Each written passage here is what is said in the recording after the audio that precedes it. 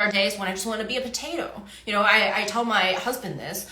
Sometimes I just tell him, like, today's going to be my potato day. I just don't want to do anything today. I don't feel like it, and I don't want to force myself to do things. So some days I'm going to be potato, but some other days I'm going to be, hyped up, inspired, and creative. And I'm going to ride that motivation train and create as many, passive income activities as I can, such as creating this content, such as maybe setting up some credit card turning, a bank account turning, a brokerage turning stuff so that I can continue receiving passive income as time goes on. Or maybe I can look into buying I-bonds, right? That's also another passive income stream. Maybe I can look into dividend investing, also another passive income stream. Maybe I can look into REITs. Maybe I can, that's real estate investment trust. Maybe I can look into real estate investing. Of course, these are all things I cover inside of my program, Early Retirement Academy, which covers everything that I know about building my own passive income ecosystem that allowed me to retire from corporate.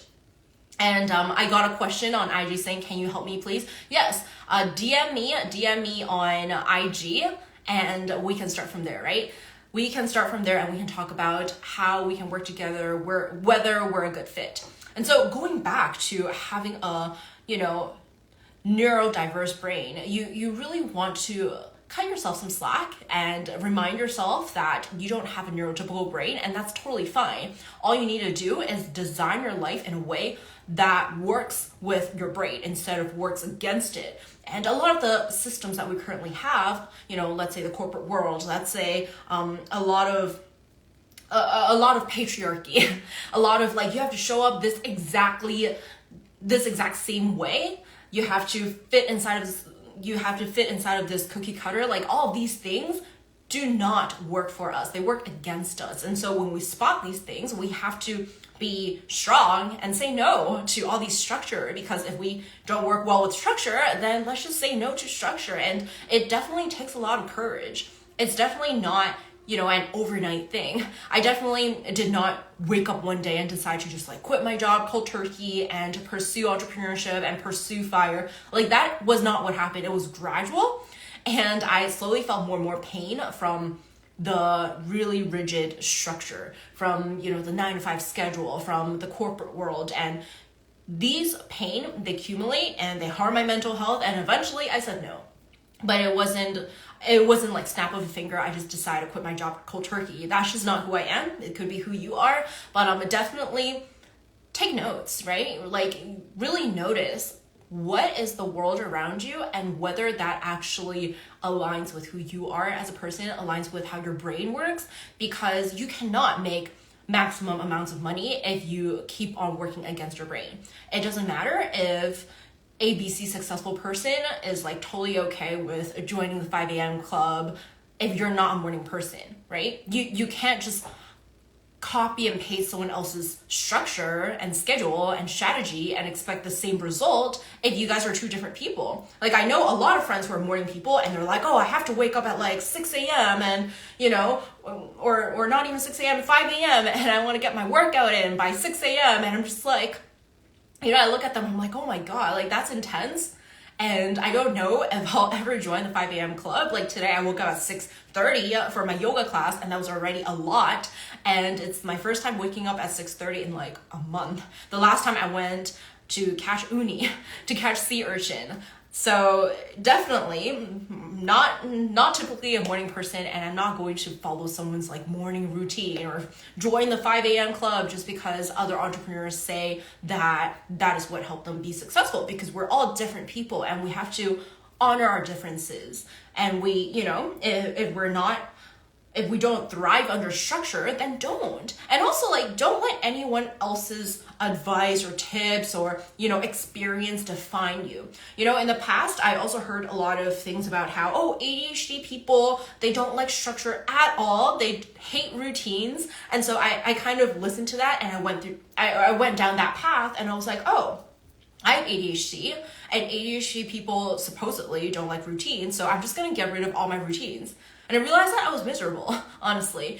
I think me having ADHD also combined with my type A personality, it actually makes me kind of in conflict all the time. So sometimes I'm like, oh, no structure because of my ADHD brain, but other times I'm like, my type A personality shines through and I'm like, I really want structure, and without structure I feel like everything's a mess and nothing's organized. And so like definitely understand yourself. Don't let what I say or what anyone says, don't let that define you, don't let that limit you, because everyone's different. Just because you have ADHD does not mean we're completely the same person. Just like how I cannot follow another entrepreneur's advice even if they're like hella successful. Like let's say, you know, if they're a multimillionaire and they're an 8-figure business owner, like doesn't matter how successful they are, if we're not the same person, I cannot copy and paste that person's money-making strategy. I cannot copy and paste that person's schedule.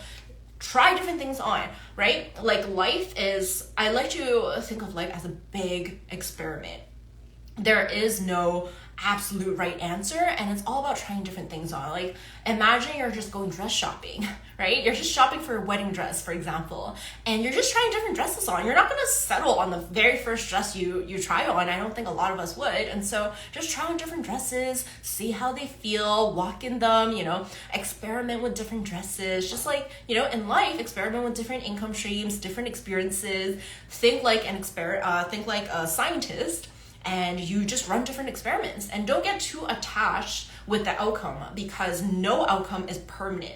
Everything is reversible and everything is just an experience. You don't necessarily have to attach your self-worth to the outcome, which is something that I've done in the past, which is why I was so miserable, you know, in corporate and trying to fit inside of the cookie cutter. And whenever I don't work like other people, I beat myself up because I'm like, oh, I'm supposed to get this. I'm supposed to be successful. Why am I not?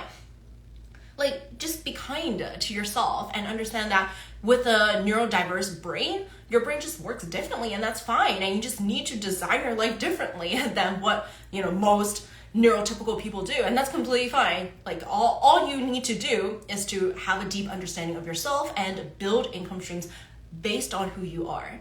And that is, you know, that is what I've done for the past year after retiring from corporate. And I must say that there's definitely a transition period. There's definitely, you know, times when I'm like not used to this new life because I'm really used to having a rigid like schedule. I'm very used to calendar blocking everything and being, you know, super on top of things and organized and having meetings everywhere. I'm definitely used to that. I'm used to waking up at a certain hour, and so you also need a detox from what you're used to.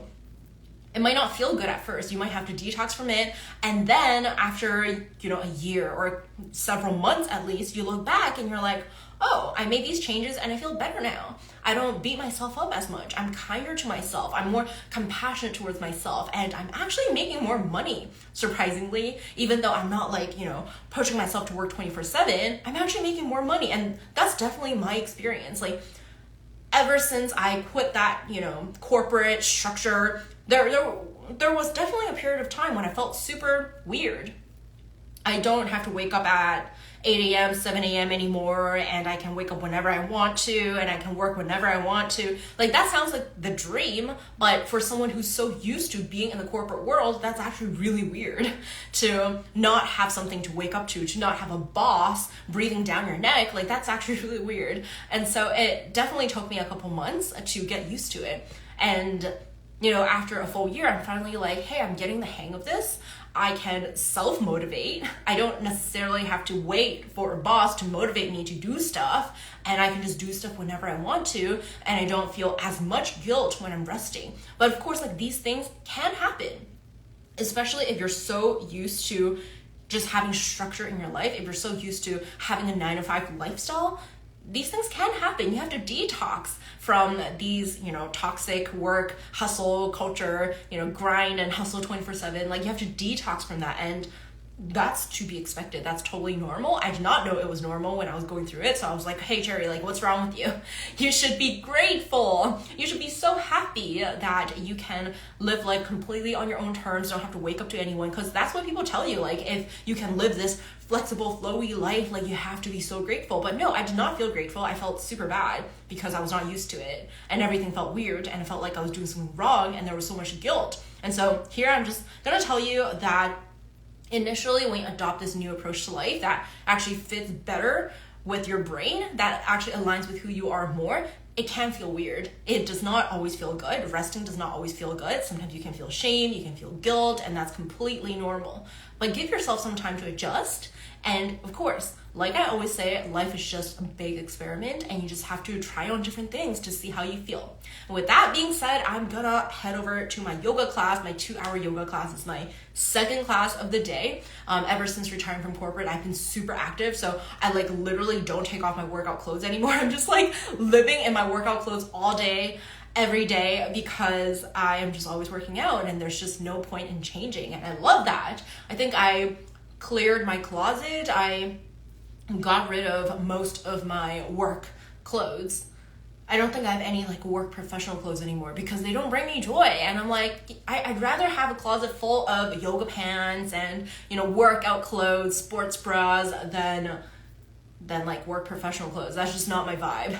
Not right now, at least. And so that is a finale of my live and also this podcast episode. Definitely let me know what are your thoughts in my IG DM at cherrytime.co, and I will see you soon.